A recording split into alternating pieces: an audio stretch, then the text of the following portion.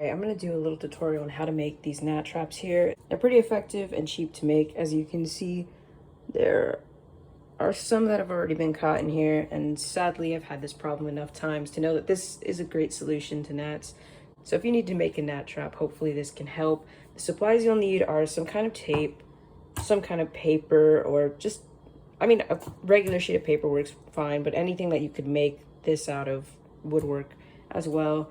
A pencil helps, a pair of scissors helps a lot.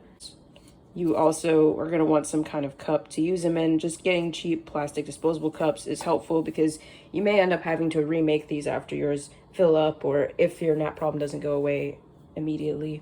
And what you put inside of it is apple cider vinegar, a little bit of dish soap, and some water. So how this works is like the apple cider vinegar is going to attract the gnats by the scent, and the dish soap is what's going to make them stick in there once they fall in. So once they fall in, the dish soap is going to be the thing that kills them and keeps them sticking in there. And then you just add a little bit of water to it to make the full solution.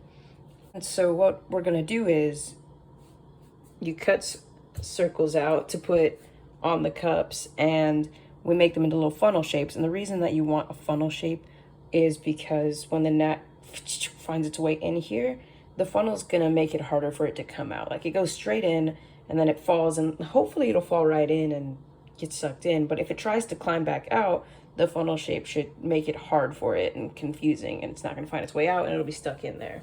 So let's get right into making it.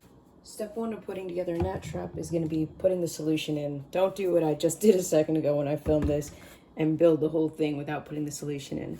So like I said, apple cider vinegar is what we're going to use. I just like to pour, like, in relation to this cup, like to that first line. And you don't need too much because we're going to use a little water, and you don't want it completely full so it doesn't touch the funnel. And then just a nice little dash of dish soap. It doesn't have to be too much again. And for water, just go up into this sink and, I don't know, about half of the solution we used in vinegar and water. And that's it. That's the solution now.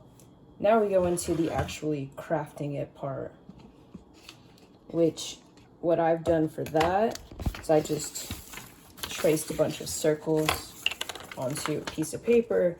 And you want it to be a little bigger than the circle on the rim of the cup. Like, I turned the cup upside down and traced it.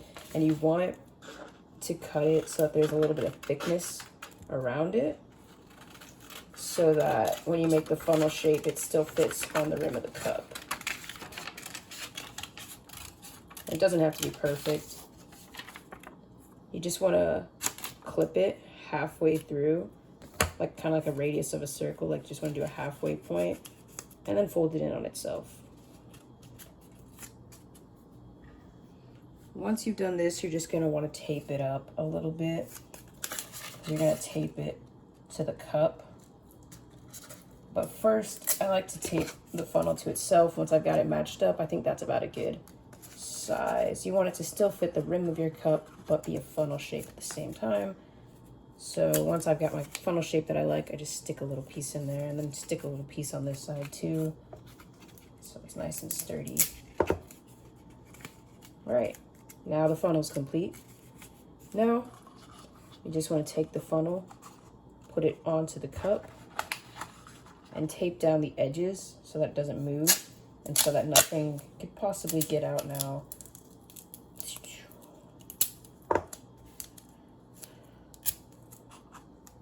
It's already working. I can see some gnats flying on the ones over there. And you might need to switch these out. So I definitely recommend, like, kind of like we did here, getting like a bigger thing of apple cider vinegar if you can, and getting like a little stack of cups, because you may end up making these a few times, because gnats are annoying creatures.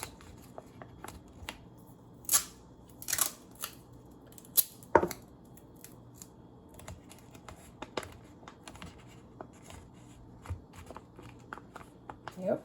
Last step, so take your pencil or whatever you had. Here, let me just show you.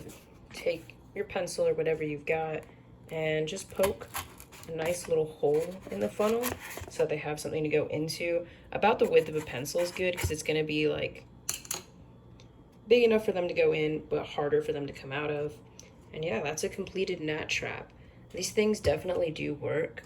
We've had a couple that we've made previously.